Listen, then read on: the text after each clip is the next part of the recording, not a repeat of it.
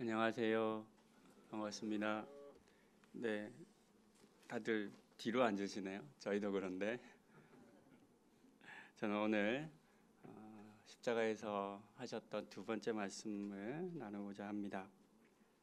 그날 예수님께서 십자가에 달리셨을 때 그 십자가 처형은 예수님 한 명이 당한 것이 아니라 다른 두 명이 있었습니다. 그래서 누가복음 본문을 보면 두 행악자가 있었는데 그들이 예수님의 좌우에 각각 이렇게 매달렸다라고 기록하고 있습니다. 저희는 이제 39절부터 읽었는데요. 23장 이제 앞부분을 좀 보면 이제 이 두 행악자에 대한 이야기가 나오고 또 그때 예수님이 십자가에 매달린 것을 지켜보았던 백성들 사이로 관원들이 예수님을 이제 비방하고 조롱하는 장면이 기록되어 있습니다. 예수님을 조롱하는 겁니다. 뭐 하냐? 왕이라면서 내려와 봐라. 구원해 봐라. 말은 그렇게 메시아라고 했는데 너 스스로도 구원하지 못하느냐라고 예수님을 비난하고 조롱한 겁니다. 그 이야기를 십자가를 지고 있는 세 사람은 다 들었을 겁니다. 예수님을 비롯해서 좌우에 있는 이 행악자들도 들었을 겁니다. 그때 한 명의 행악자가 이 이야기를 듣고 아래에서 예수님을 비방하는 그 비방에 동참합니다. 저희는 그 내용을 39절에서 볼 수 있습니다. 내가 그리스도가 아니냐, 너와 우리를 구원하라 라고 예수님을 비방하는 그 일에 동참하고 있는 겁니다. 이제 이 사람의 입장에서는 자신의 십자가형이 억울할 수도 있고 죽는 것이 억울할 수도 있기 때문에 자기를 좀 구원해 달라라는 말로 들릴 수도 있겠지만 어쨌든 그는 아래에서 예수님을 비방하는 그 사람들의 조롱과 비방에 동참한 겁니다. 근데 놀라운 사건이 벌어집니다. 똑같은 입장에 처한 반대편에 있던 다른 행악자가 예수님을 비방하는 그 행악자를 꾸짖는 겁니다. 오늘 본문 40절은 정확하게 꾸짖다라고 하는 단어를 쓰면서 이 행악자가 다른 행악자를 꾸짖고 있음을 이야기합니다. 그뿐이 아닙니다.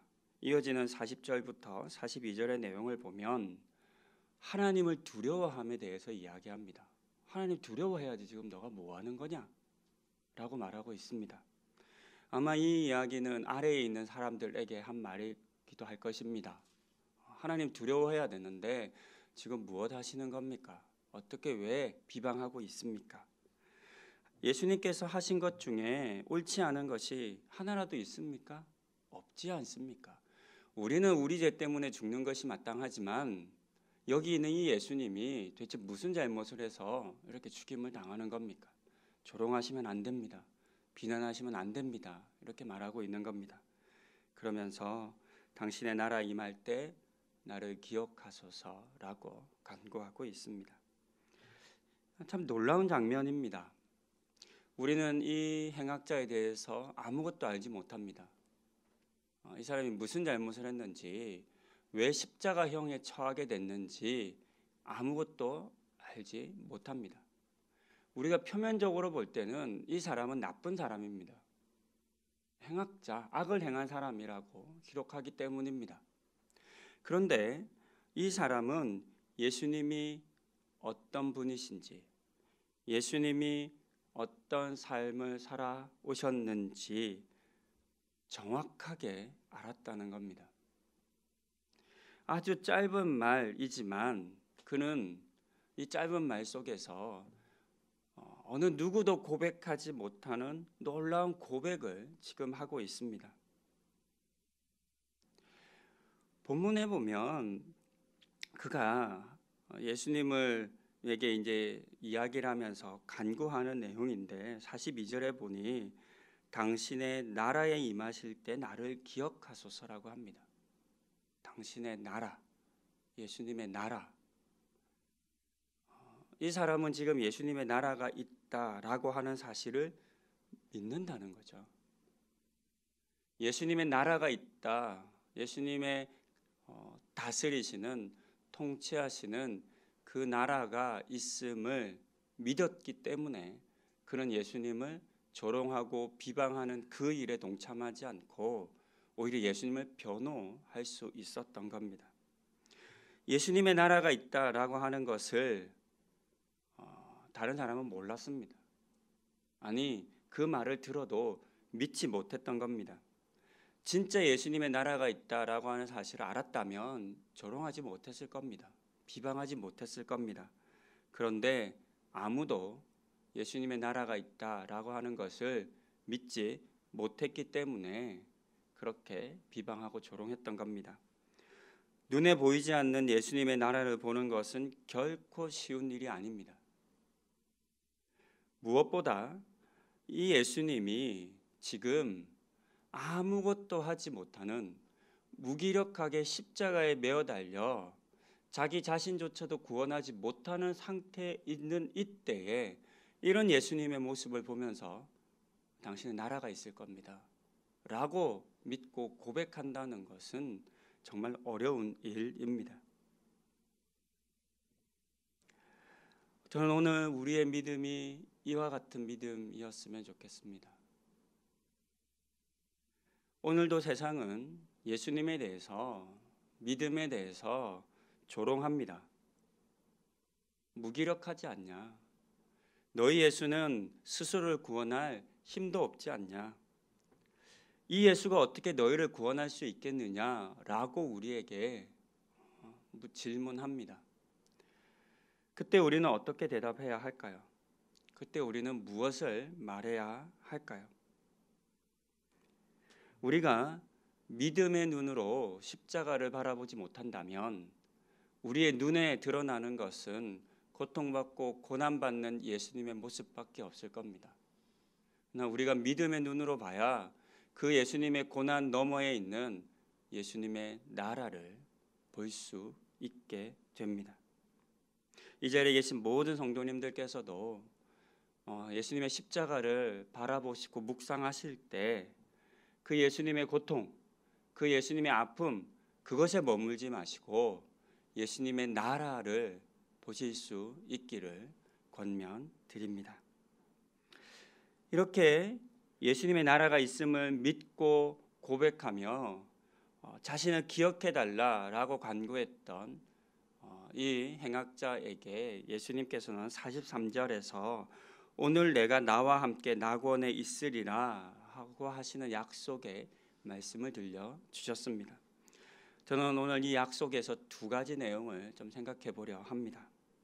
첫 번째는 예수님의 이 약속은, 이 구원은 내일이나 또는 먼 훗날의 어느 날에 일어나는 일이 아니라 오늘 일어난다라고 하는 사실입니다. 누가복음 성경을 전체적으로 좀 읽다 보면 오늘이라고 하는 단어가 굉장히 중요하게 사용된다는 것을 우리는 확인할 수 있습니다. 여러 많은 본문이 있겠지만 제가 몇몇 본문만 좀 준비해 보았습니다. 누가복음 2장 11절은 이렇게 기록합니다. 오늘 다윗의 동네에 너희를 위하여 구주가 나셨으니 곧 그리스도 주시니라. 4장 21절입니다. 이에 예수께서 그들에게 말씀하시되 이 글이 오늘 너희 귀에 응하였느니라 하시니. 누가복음 5장 26절입니다. 모든 사람이 놀라 하나님께 영광을 돌리며 심히 두려워하여 이르되 오늘 우리가 놀라운 일을 보았다 하니라. 19장 5절과 19장 9절입니다. 예수께서 그곳에 이르사 쳐다보시고 이르시되 삭개오야 속히 내려오라 내가 오늘 내 집에 유하여야 하겠다 하시니. 예수께서 이르시되 오늘 구원이 이 집에 이르렀으니 이 사람도 아브라함의 자손임이로다. 보신 것처럼 누가복음에는 예수님께서 하신 사역과 말씀이 오늘 이루어지고 있다라고 하는 사실을 강조합니다.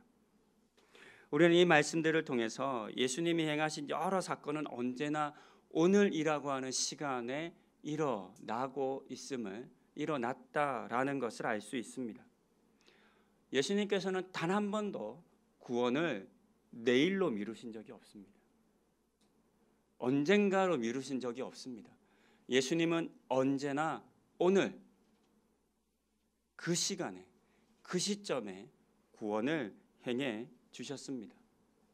그렇기 때문에 저희가 함께 있는 지금 저희가 함께 누가복음의 말씀으로 묵상하는 이 새벽 이 예배의 이 시간도 오늘이라고 하는 우리에게 주어진 구원의 시간입니다.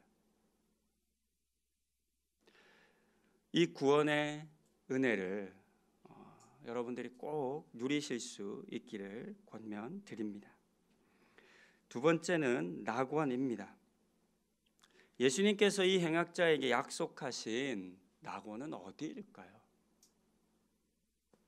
어디일까요?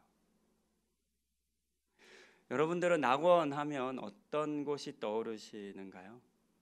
낙원이라고 하는 단어를 들으면 떠오르는 이미지는 없으신가요? 저는 어렸을 때 이 낙원이라고 하는 단어를 이렇게 낙원하니까 별로 의미를 잘 모르겠더라고요. 근데 어렸을 때 이제 영어를 처음 배우고 할 때 새롭게 영어 단어를 알아가는 즐거움이 있는데 이 낙원이라는 단어를 파라다이스라고 하는 단어라는 걸 알게 됐어요. 근데 저도 잘 모르겠지만 어떤 텔레비전이나 또는 잡지책에서 파라다이스라고 하는 단어를 본 기억이 나요. 근데 그곳의 모습은 어떤 모습이었냐면 석양이 지는 해변가에 그 비치 파라솔 2개를 깔아서 이렇게 누워 있고 누군가가 가져다 주는 음료수를 먹는 모습. 나는 그냥 편안히 누워서 수영하고 놀다가 누가 음료수 갖다 주는 모습을 저는 낙원이라는 이미지로 가지고 있더라고요. 그러니까 저는 낙원이라는 단어를 떠오르면 그런 단어가 많이 이제 그런 모습이 떠올랐어요.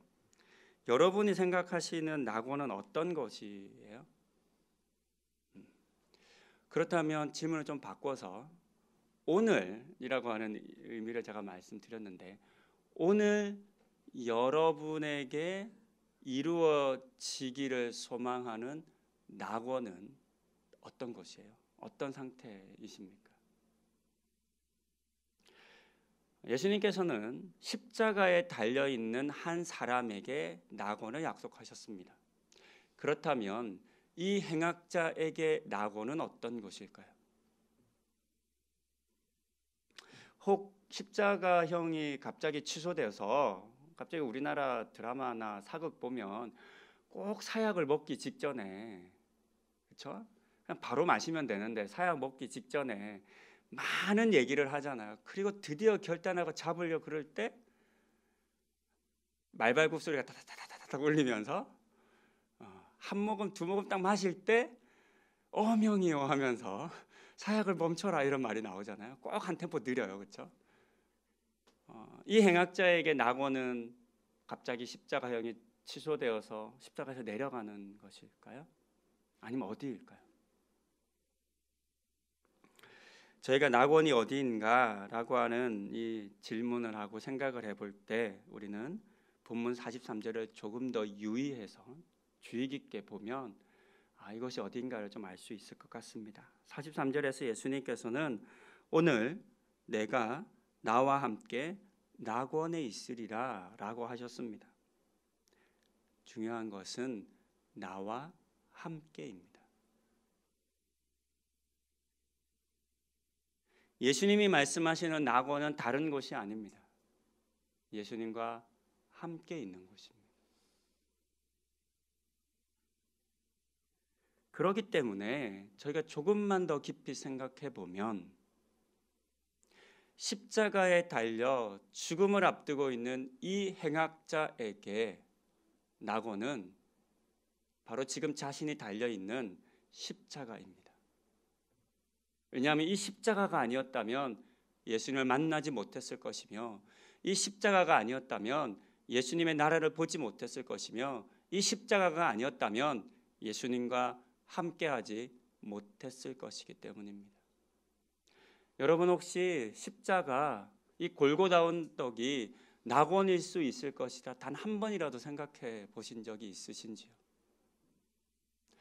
골고다 언덕에 세 개의 십자가가 세워졌는데 세 명이 십자가형에 처해졌는데 이 세 명 중에 한 명의 행악자에게는 이곳은 저주와 고통과 죽음의 장소이고, 그러나 예수님의 나라를 믿고 고백했던 그에게는 이곳은 더 이상 죽음의 장소가 아닙니다. 더 이상 고통의 장소가 아닙니다.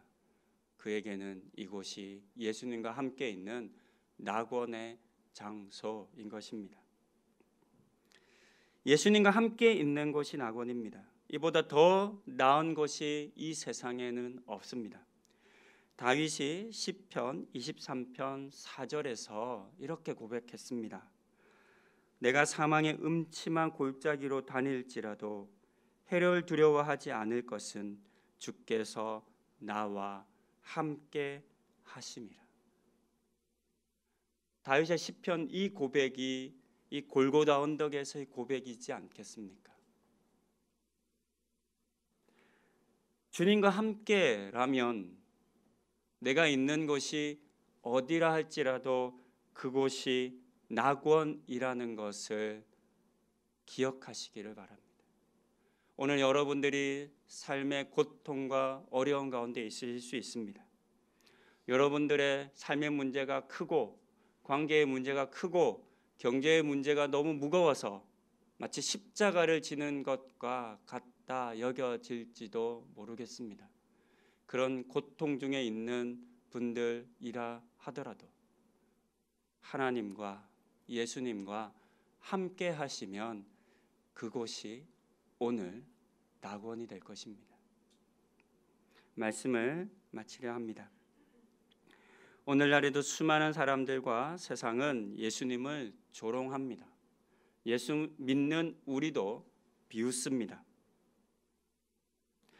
여러분들은 예수님을 향한 이런 세상의 조롱을 듣고 어떻게 반응하시겠습니까? 같이 욕하시겠습니까? 그냥 조용히 가만 침묵하며 있으시겠습니까? 아니면 본문 속 행악자처럼 예수님이 하나님이신 것을 선언하며 자신의 믿음을 고백하시겠습니까?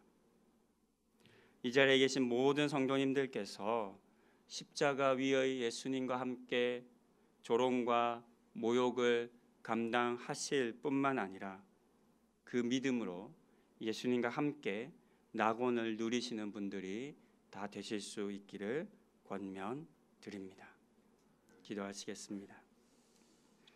수많은 사람들의 조롱과 비아냥을 묵묵히 참으시고 그들의 죄까지도 사하여 주신 주님, 우리도 십자가에 달리신 예수님을 바라볼 때 예수님의 나라를 보게 하옵소서. 믿음의 눈을 열어 믿음이 없이는 볼 수 없는 예수님의 나라를 이 자리에 함께한 우리 모두가 오늘 보게 하여 주시고 예수님과 함께 낙원에 있게 하옵소서. 예수님의 이름으로 기도드립니다.